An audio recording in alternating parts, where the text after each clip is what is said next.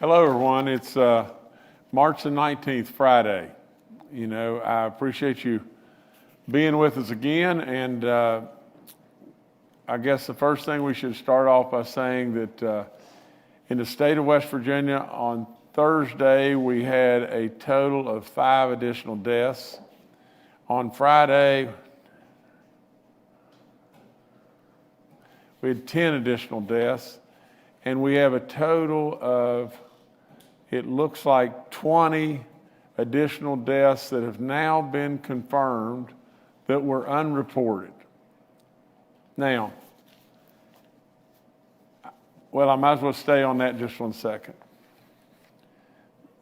As I said the other day, when I had to read through 165, I think, unreported deaths, that it was unacceptable, inexcusable in every way.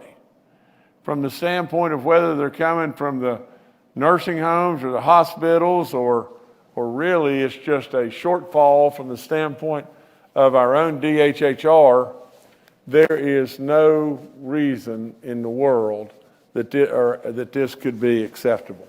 None. You know, and I am asking now for a complete investigation, all the way down, flip every rock, turn everything, and to where we can absolutely, without question, pinpoint exactly where the shortcomings are. This is absolutely unacceptable to me. Now, I could wait because we feel like that this number is more like, from what I've been told, this number is more like 50 than it is 20. I could wait until we're absolutely certain and not come to you, until we absolutely know. But we know now. We have confirmed these 20. I could wait until we get the number all put together and then only tell you one time, but I'm not going to do that. I'm not going to do that because now I've been given this today. I will always be just what I have been from day one, and that is completely transparent. I will absolutely get to the bottom of the why, because there is no excuse. There is no excuse why. If that falls on the DHHR, we will do what is necessary with, swift correction. If it falls with the nursing homes or it falls with the hospitals and everything, we will try in every way we possibly can to absolutely correct that as well. Yesterday, the governor of Kentucky announced that he had 604 unreported deaths. So it's a problem that's affecting others and not just West Virginia. But that doesn't make it any better. You see, West Virginia has always led the way, and I want West Virginia to be that shining star all the time. This is not acceptable to me. Nevertheless, if we go back to Thursday, we had those 5 deaths. Those deaths are 2,566 death, a 57-year-old female from Jefferson County. Our 2,567th death, a 54-year-old female from Boone County. Our 2,568th death, an 81-year-old male from Webster County. Our 2,569th death, a 95-year-old female from Hancock County. Our 2,570th death, a 50-year-old male from Brooke County.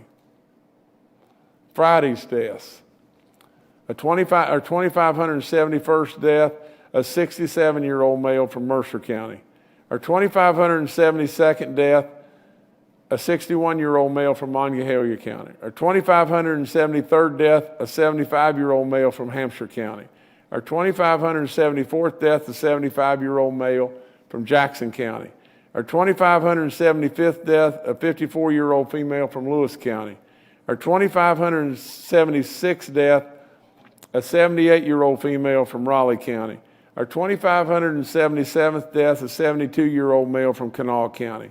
Our 2,578th death, a 59-year-old male from Kanawha County. Our 2,579th death, a 69-year-old male from Wood County. Our 2,580th death, an 86-year-old male from Lincoln County. And these are the unreported deaths. Our 2,581st death is a 96-year-old female from Brooke County. Our 2,582nd death, an 86-year-old female from Wood County. Our 2,583rd death, a 94-year-old male from Hancock County. Our 2,584th death, a 73-year-old female from Tucker County. Our 2,585th death, a 75-year-old female from Mineral County. Our 2,586th death, a 79-year-old male from Marshall County. Our 2,587th death, an 82-year-old male from Berkeley County. Our 2,588th death, a 58-year-old male from Work County. Our 2,589th death, a 70-year-old male from Wetzel County. Our 2,590th death, an 89-year-old male from Wood County. Our 2,591st death, a 92-year-old female from Kanawha County. Our 2,592nd death, a 93-year-old female from Hancock County. Our 2,593rd death, a 93-year-old female from Ohio County. Our 2,594th death, a 74-year-old male from Jefferson County. Our 2,595th death, an 84-year-old male from Putnam County. Our 2,596th death, a 72-year-old male from Tyler County. Our 2,597th death, a 64-year-old male from Randolph County. Our 2,598th death, a 75-year-old male from Monongahela County. Our 2,599th death, a 76-year-old male from Marion County. And our 2,600th death in West Virginia, a 77-year-old male from Nicholas County. I am really, really, really upset over the fact that whatever the means may be, we are being disrespectful to great West Virginians. If it's in my house, the DHHR, it will not be a good day. If it's with our nursing homes and our hospitals or wherever it may be, we got to do better. I mean, we are disrespecting great West Virginians, and there's no excuse for that. No excuse for it. From the standpoint of our daily positive cases, we had 376. Our daily positivity, in the last 24 hours, our positivity rate is at 3.26. Our cumulative number continues to come down. We are at 5.30 now. Our active cases are at 5,349. They bumped up just a teeny little bit. Our recovered cases are 129,143. If you'll look at the graph and everything, you can see that gradual bump up on the bottom of the top graph and everything. Hadn't moved much, but we don't want that to start moving at all upward. We have 199 hospitalized in West Virginia now, right at 200, and we were very proud that we dropped under 200, but that's not good. We are at 68 patients in the ICU. We have one red county, that's Webster County. I remind you all the time, this thing is not gone. It is not gone. Things are a lot better, but it's not gone. It can be gone. Wear your mask. Please wear your mask. Please still be concerned. You don't have to be afraid, but be concerned. And absolutely know that if you have any kind of symptom at all, go get a test. It's free, it's painless, and if by chance you were to test positive, and it's happening all over the place, and if you were to test positive and you're older than 65 years of age, or even 50, please, we can help you immediately with the antibodies if we just know early enough.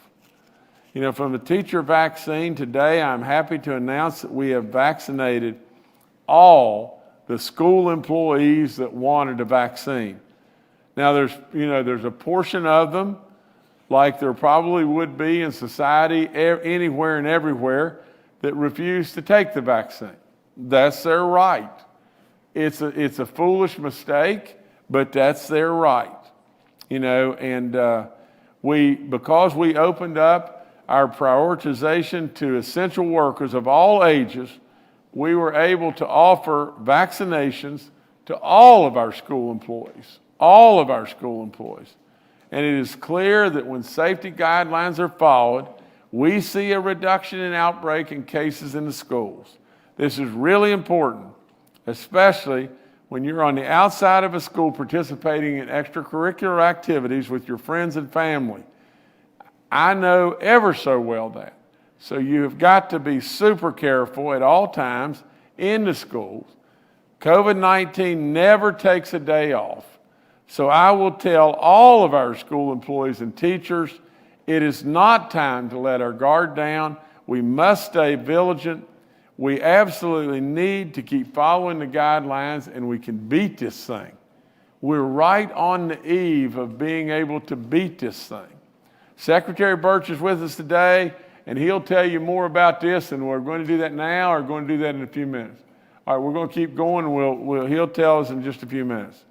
You know, our vaccine distribution update, we're at 92.1% of our on our administration rate of our first and second doses. We're dropping down just a little bit there. We don't need to do that. We absolutely need to increase and keep increasing the supply of the demand to get shots in arms. We got to have arms because the supply is going up. I told you in the beginning that this really was somewhat of a supply problem in the beginning because nobody across the nation could figure out who they're going to give the shots to. So the supply grew, and the supply grew in the warehouses. We didn't let that happen in West Virginia. And then all of a sudden, nobody across the nation had any shots because the supply couldn't keep up with the demand. And now we're facing exactly the same situation that a lot of states were struggling with in the beginning. Now the supply is coming in significant amounts, and we've got to stay ahead of the supply and have arms ready to be put in, for the shots to be put in those arms. We have now put doses in 679,109 West Virginians. And we have those in the first and second round total. We're right at 420 first round and 260,000, or 420,000 and 260,000 that have gone in somebody's arm on the second round doses.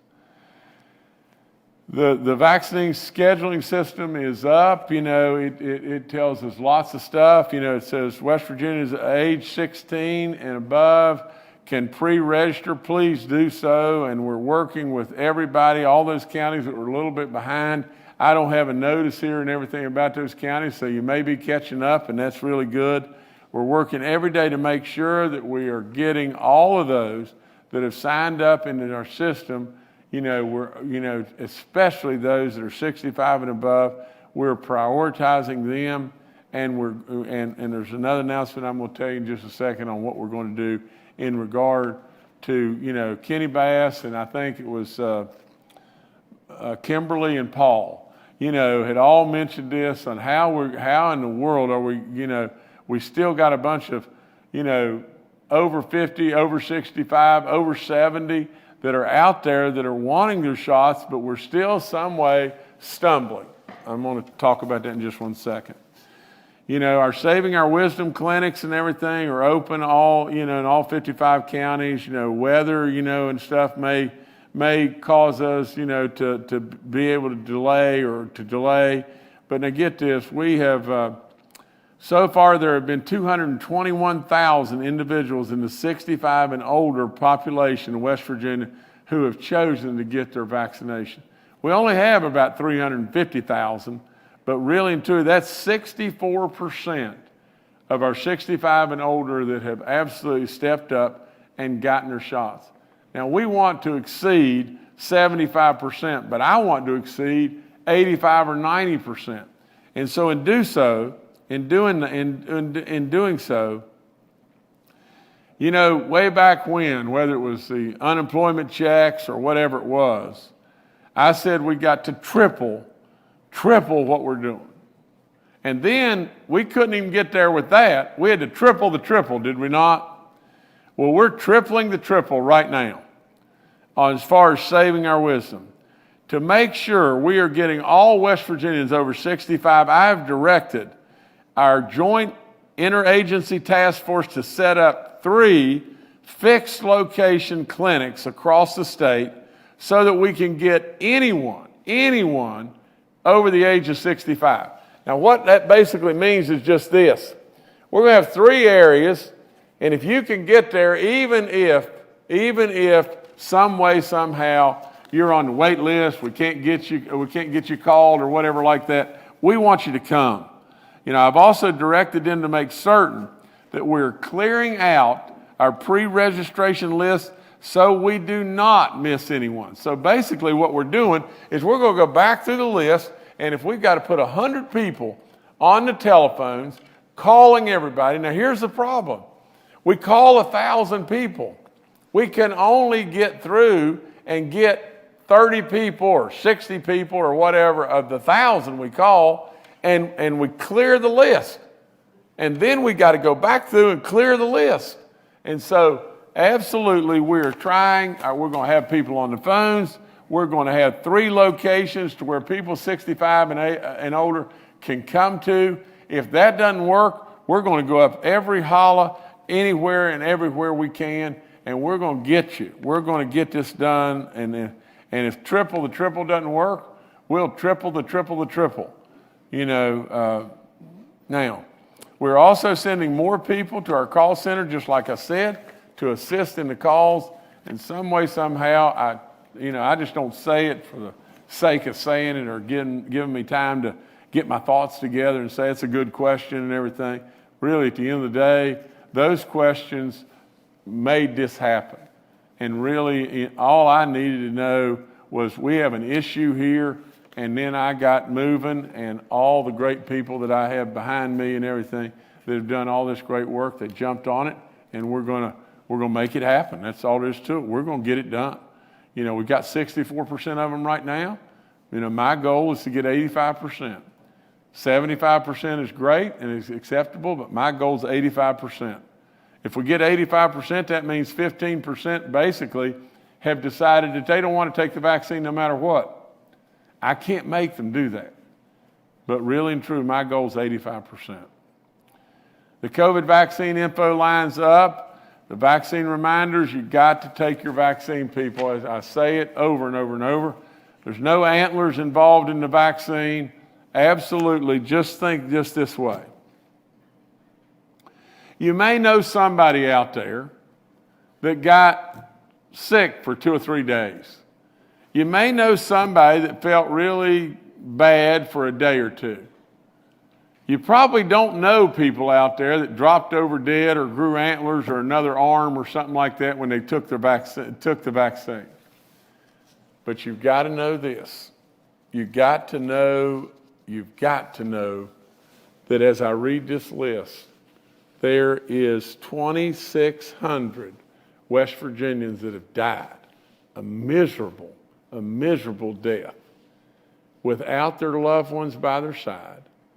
They have died. And with this, I don't know of anybody that really, gets this vaccine and then gets COVID and gets sick enough to go into hospitals, and that may happen, but this vaccine, some way, at least on the very lowest side, ensures you of some level of safety. Now, there's no way any of us can promise everything, but the amount of people that get hospitalized with the vaccine are very low, and the amount of people that die with the vaccine are almost never. Absolutely, if you don't have this vaccine, just listen to me every day. I'm reading all your brothers and sisters of West Virginia all across the land almost every day. And in doing so, people are dying. If you're over 50 years of age, especially if you're over 65, you've got to take this vaccine. You have to. It is a mistake beyond belief not doing that. From a standpoint of unemployment income tax exemption, today I am announcing that I have submitted a bill to the legislature to exempt the first $10,200 of unemployment benefits received in 2020 from the state income tax for the 2020 tax filing year. Now, this is a huge tax break for thousands of West Virginians who had to endure some really tough going. Now, I know other states are saying, no, hold on, because we've got more significant benefits and extended more time for the unemployed coming from the federal government. And some states have said, no, wait a minute, we're good with all these extra dollars going to the unemployed, whether they be an additional $300 a week or an additional $400 a week, whatever it may be. We're good with that. And we're good with extending it, like the federal government's done, but surely to goodness they ought to pay taxes on this money that they're getting. Some of the states are requiring you to do that. I am sending up and saying, we are not going to require you to do that from the state, from the state taxes and everything, and it is a huge tax break for people that are really struggling. Should we not do that? We can do this. We can afford to do this. Those are the people that really and truly are really hurting, and for all practical purposes, by no real fault of their own. They lost their jobs. And that's all there is to it. There have been a total of 197,351 West Virginians that have received unemployment benefits in 2020. Now just think about it. I know just as well as I'm sitting here that some people are scamming the system. And I know just as well as I'm sitting here that some people ought to be working, and really and truly they're sitting at home scamming the system. I can't help that. There is a tremendous amount of people that are really hurting that are not scamming the system. Those are the people I'm trying to help. From a standpoint of this exemption applies to nearly $1,360,000,000 that have gone out in unemployment benefits to the people that I'm talking about. So the long and short of it is, we're still standing rock solid trying to help all of our West Virginians, and we're trying to help us get through this whole pandemic, and it has been one tough going.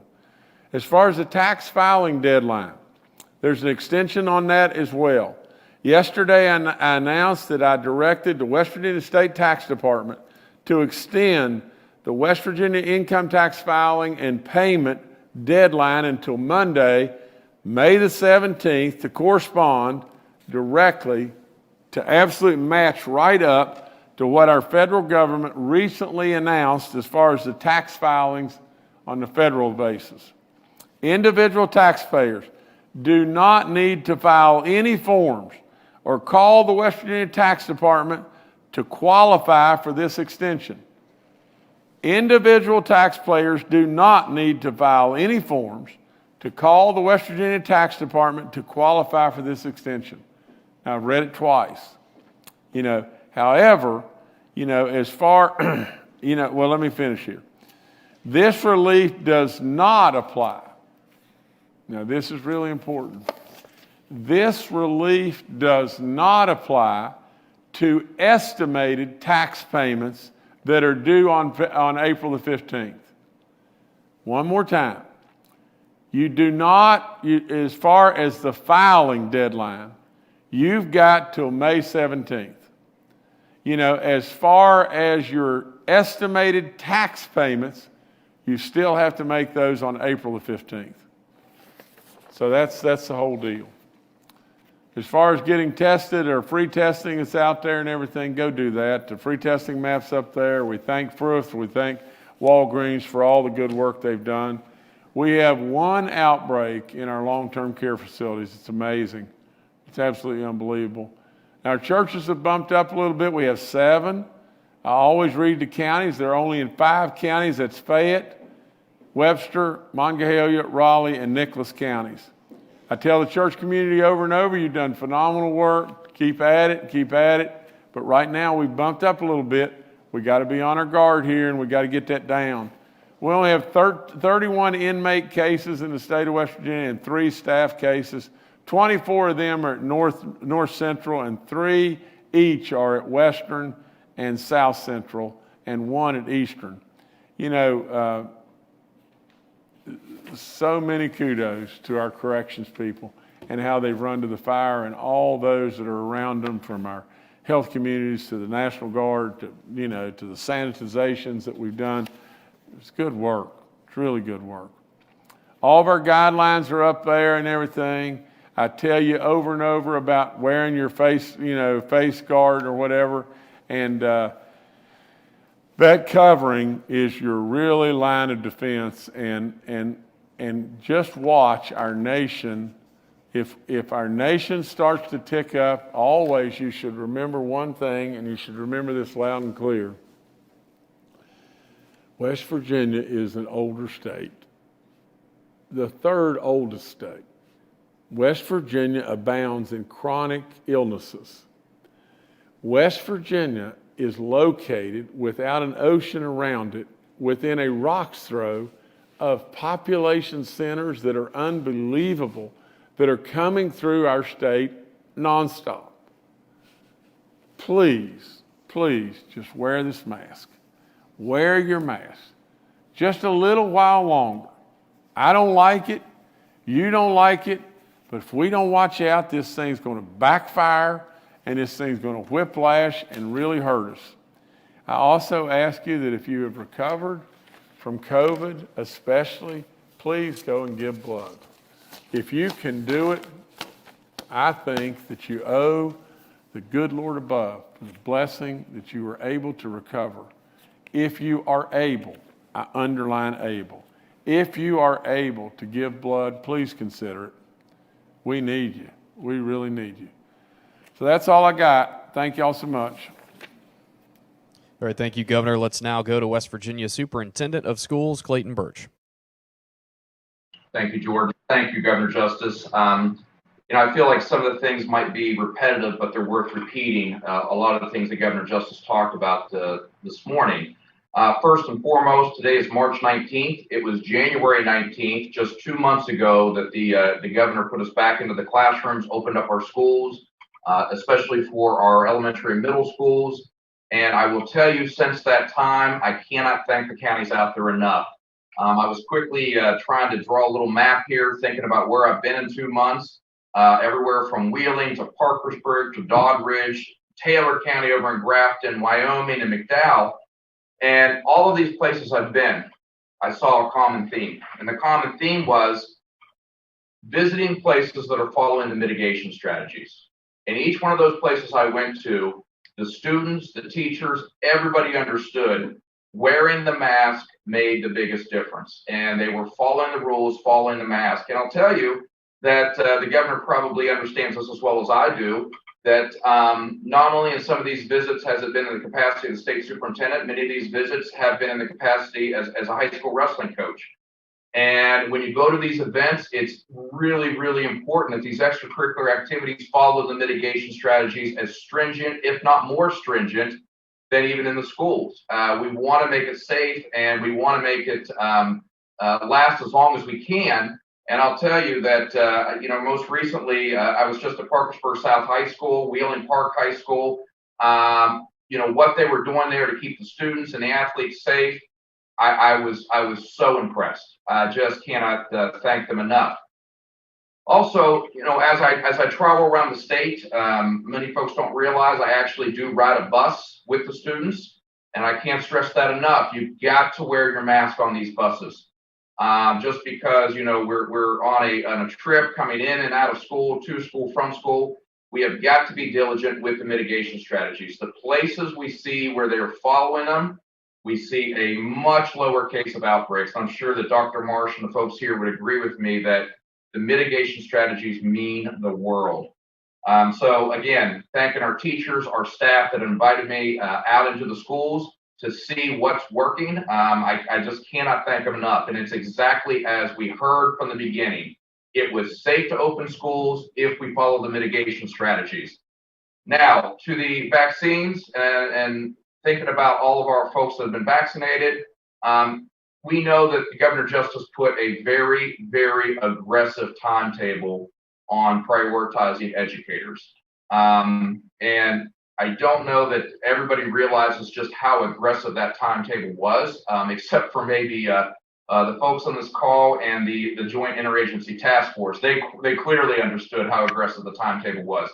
The end of January, we were really impressed when we hit about 21,000 educators, service personnel, public, non-public. We were so excited to hit that number.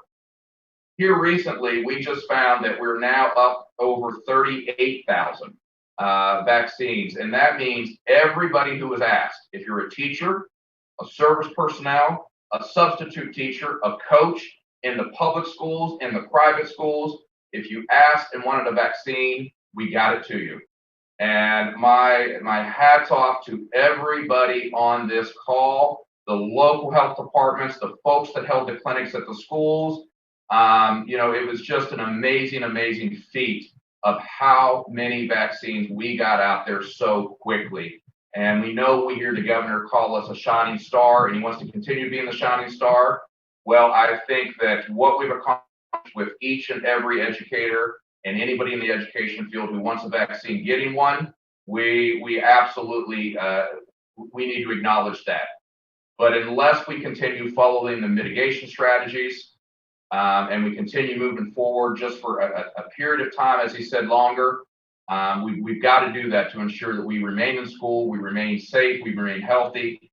So, Governor, on behalf of the West Virginia Board of Education, Department of Education, to everybody on this call, I think we absolutely are that shining star, especially for educators and those in the education field across this nation. Thank you.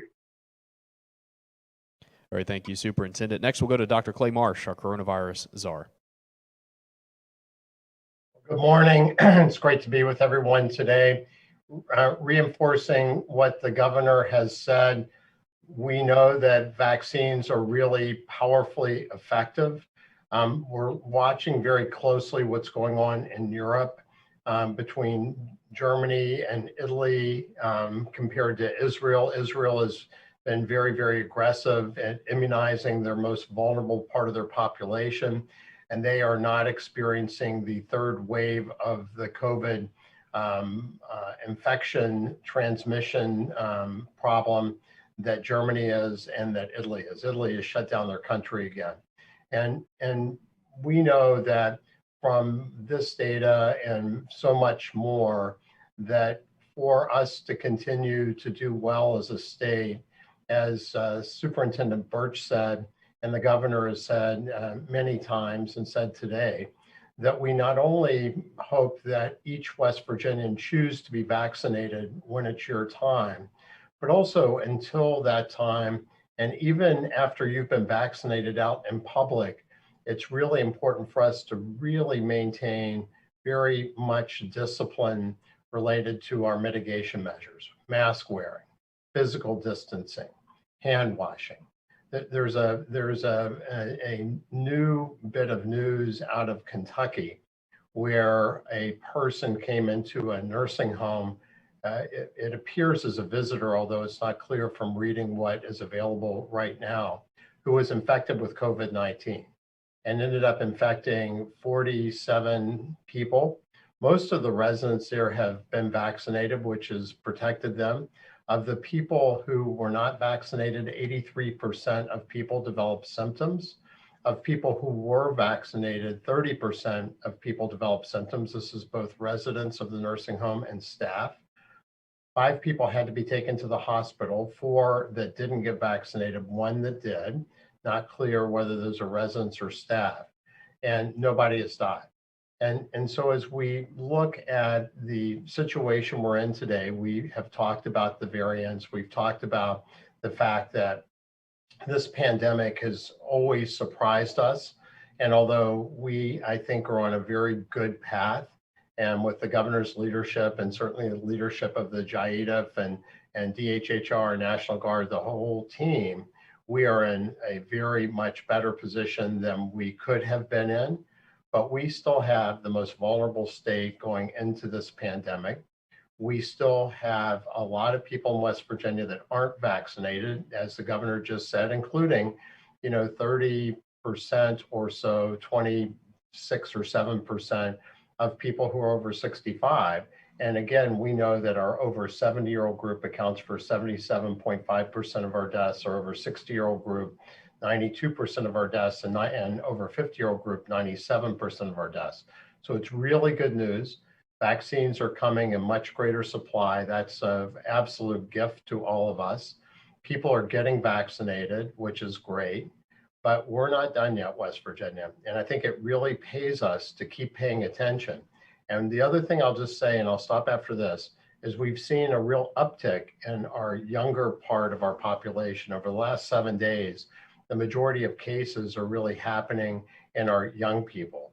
And it's really important also, we know that in this classroom with the appropriate mitigation measures, that's still very safe. We've seen no transmission between students and teachers in classrooms, but we also know that it's easy, particularly with young people playing sports and being together and socializing, that we need to pay a lot of attention, because we also know that these variants that are coming to the United States have a higher tendency to be able to infect young people. We haven't really seen that variant, the United Kingdom variant, pick up so much in West Virginia, but it's just a matter of time, and it will, and it is here.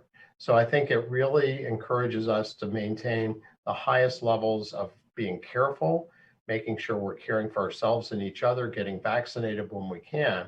And as we do this, we continue to lead the way, but importantly, we continue to save the lives of our fellow West Virginians and protect their health. Thank you. All right, thank you, Dr. Marsh. The rest of our panel is available for questions. We'll now go to questions from members of the media. The first today from Kitty Bass with WCHS and Fox 11.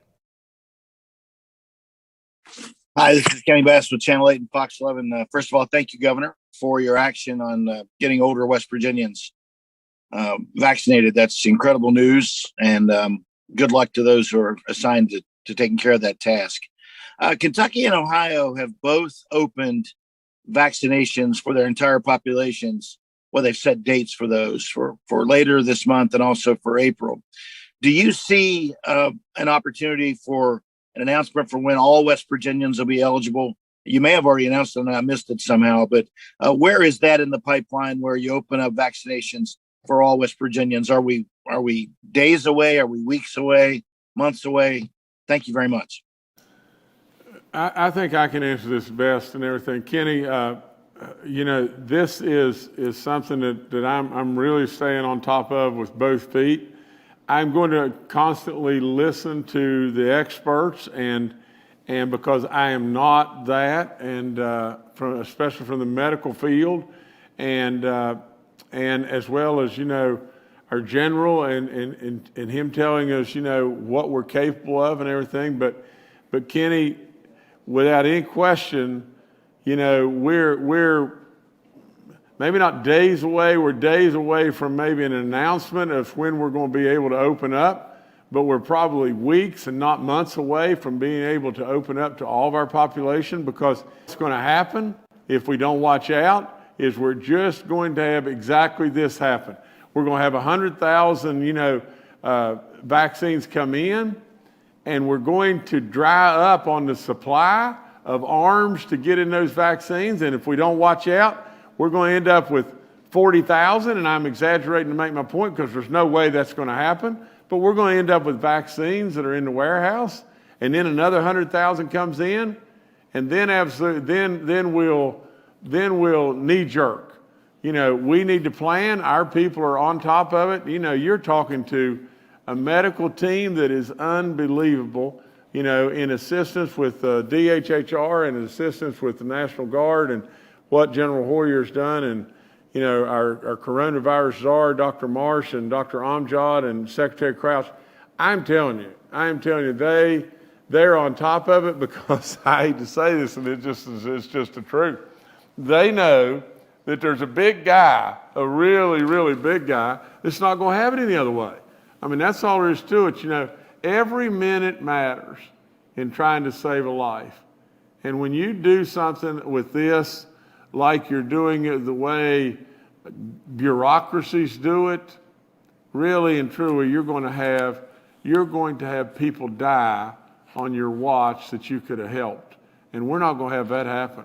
And so from time to time, I've got to, I don't want to say sit on people, but I've got to really get after them and inspire them a little more. But boy, they're good.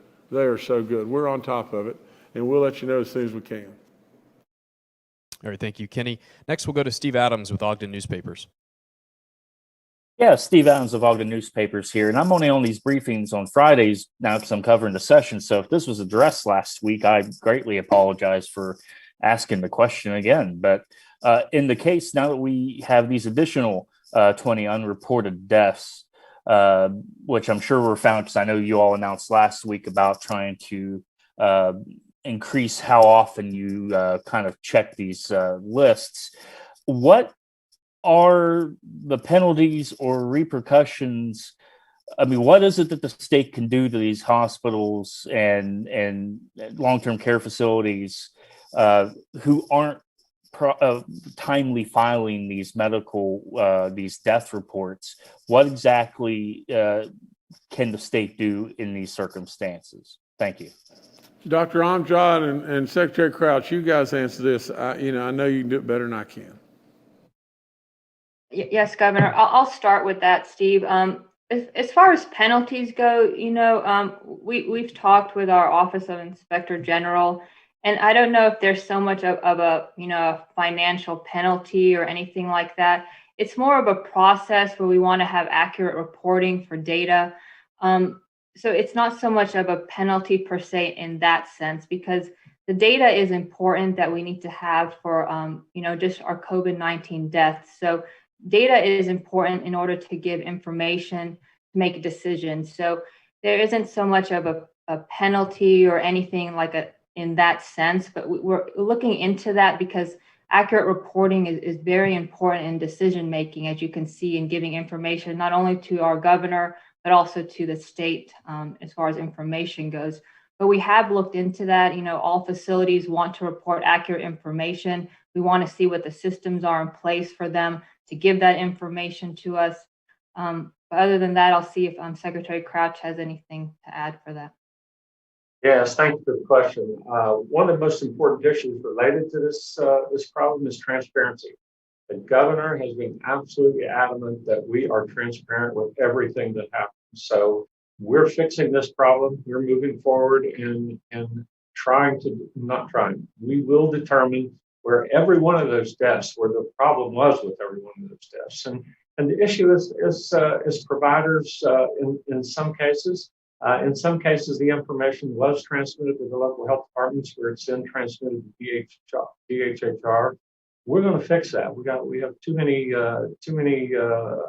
pieces of this puzzle to try to fit in place. We're going to streamline this process somewhat. Ultimately, we're going to have an electronic reporting system that fixes this problem. But in the meantime, we're going to change the process so that providers submit that information directly to us as soon as we finish the investigation, and we're going to make sure we get that information accurately, timely, and then it's posted and everyone is aware. As the governor said, we want to honor these individuals and to have those death certificates be the only source of information that's not working. That's a timely process. So thank you for the question. It's a good one. We will be transparent and we will fix the problem. Thank you. All right, thank you, Stephen. Next to John Mark Shaver with WV News. Hi, everybody. You spoke about this last week, but I'm hoping to get an updated number. How many people are left in the state registry who haven't started the vaccination process yet? Thanks. Okay, Secretary Crouch, maybe you can answer that as well.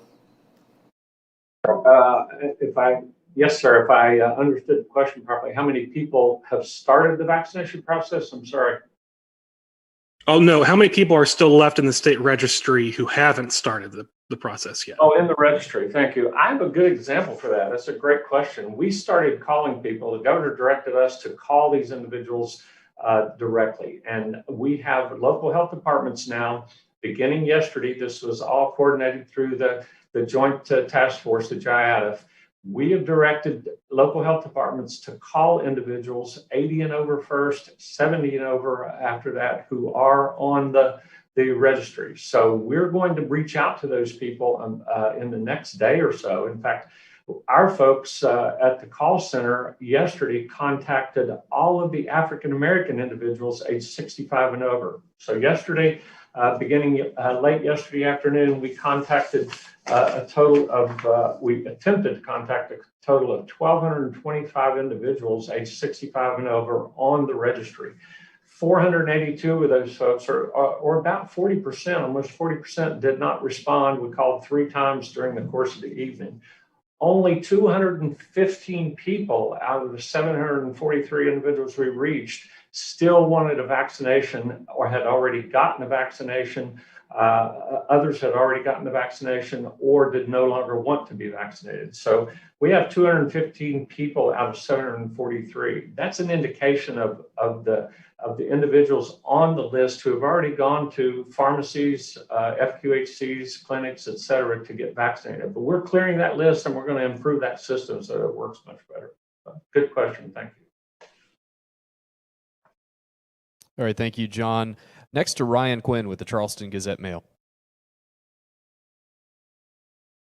Hey, 2 questions. The first is for anyone. Are you seeing a trend of an increase in school spread in public schools recently? Do you know why? It seems schools are having more significant outbreaks in Boone, Fayette, Lincoln, and perhaps other places. And the second is for the governor specifically. Are you going to sign or allow to become law this education savings accounts, Hope Scholarship vouchers bill that the legislature has sent you?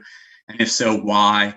It's estimated to add about $100 million in new state spending annually. And you said in a previous session of ESAs, quote, why in the world would we need to go and sandpaper a lion's ass?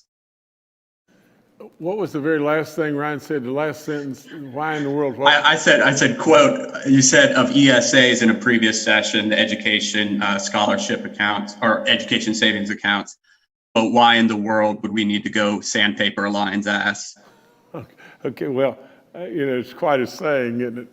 But Ryan, I'll answer the tail end first and everything, and then I'll go back to the first end. But the tail is just this. I'm awaiting that, and I know that it is coming to me. And as soon as it comes to me, I'll look and I'll surely think really hard about exactly what I'm going to do. I'm leaning towards signing it, but at the same time, I will give it some really, really strong consideration. Both ways. That's what I always do. And the other thing, as far as the outbreaks in schools, you're exactly right. We are starting to see a trend to where we're getting a little uptick, from the standpoint of positive cases in our schools, and that is probably, to some degree at least, even expected. I mean, we're now playing ball games at our schools. We're now really opened up all across our state, with the exception of one red county today. From the standpoint when we had multiple red counties, whether it was 10 or 12 or whatever it was, those schools, from the standpoint of our 9 through 12 grades and everything, were not open. They are open now, and only one county were shut down in, and I think that was Webster County today. I'm not exactly sure, but I could be wrong about that one county. But nevertheless, it is expected. We need to stay on top of it. And if we get any level that is alarming, I'm sure my medical team and everything will tell me so. But remember, Ryan, this thing is something we've got to live with. We have got to live with. And we've got to go on with life. And we've got to have our kids in school. Ball games are really important to a great many people. And from my standpoint, first and foremost, school should trump any kind of ball game. But at the same time, I'm sure a coach, and I surely understand the importance of sports to our communities. and our kids and parents and on and on. So everybody is going to just have to stay on top of it and watch. We expect it a little bit. It's a little bit of an uptick, and as far as the back end of your question, I will do exactly what I always do, and that is I'll be fair-minded, and I will absolutely do the very best that I can possibly do for the people of West Virginia. All right, thanks, Ryan. Next to Paul Mullen with WCBC. Good morning, Governor. Good morning, panel. Superintendent Birch, welcome back to the panel. A couple questions about education. Is there any plan to measure or do an ascertainment on where the students are with regard to their grade level learning? Will parents have the option of perhaps holding their kid back a year if they don't think that they've gotten enough out of this year so they don't wind up struggling next year? Questions along those ends, Superintendent. What can you tell me? Superintendent Birch, this is you, sir. Yes, sir. No, I appreciate the question. So kind of in two parts. One is, yes, we are actually continuing forward with this year's assessments. I know that many of the principals and teachers asked whether those assessments would be tied to accountability. They will not, but all teachers and the state board, myself, agree that we have got to continue moving forward to attain the information to really figure out what kind of learning loss we're really tackling. We know where we're going with assessments. We're actually just invested, I believe it's $34 million into a summer learning program that all of the counties have applied for, looking at some robust ways to really support our children throughout the summer and the whole child. And then we are working with each and every county as they move forward into the fall of 2021 of how do we prepare for the transition for the majority of our children back in person, and really for each one of our teachers to be prepared to assess where the child is, any potential learning loss, and to close that gap. So we will have a full task force that will be working with the superintendents and principals to really look at what the learning loss looks like and the best strategies to move forward to reduce that gap as quickly as possible. All right, thank you. Paul, Governor, I'll turn it back to you to close out. Well, I don't know that I've got a whole lot more other than I very proudly signed a bill today, that was championed by Riley Moore, our treasurer, and I was joined by our majority leader, Amy Summers, and our speaker, Roger Hanshaw. It was a bill basically that does exactly this. It's called Jumpstart, and it gives us the opportunity to help those that have decided in their life that they want to pursue the trades, whether they be a welder or they be an electrician or, a plumber or, mechanic, whatever it may be. And God knows we need those people, do we not? Really and truly, not everyone's cut out for this traditional 4-year degree, and absolutely the backbone of this country are the people that go to work with their dinner buckets every day and perform incredible work with their hands. Now, that bill will truly help, as has the free community college and a lot of the other things in technical college and everything that we have out there. A lot of those things have been really beneficial, but we just need to continue to do more and more and more to help. And that's what we do. That's what we do. So I congratulate our treasurer.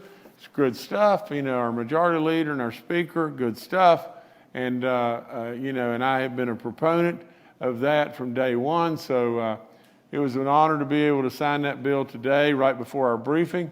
I would tell everyone, in regard to what is going on within our state, I am grossly disappointed with deaths not being reported timely. We'll get to the bottom of that. From the standpoint of 2,600 West Virginians that we've lost, please keep them in your thoughts and prayers. That's an incredible number, a number beyond belief. It's so high. They need you. Their loved ones need you. I need you. Your prayers absolutely mean something. We're going to get through this. We're really close, West Virginia. Wear your mask. Put up with this thing just a little bit longer. Absolutely, we're close. We don't want to slip back. That's all I got. God bless all of you. Thank you.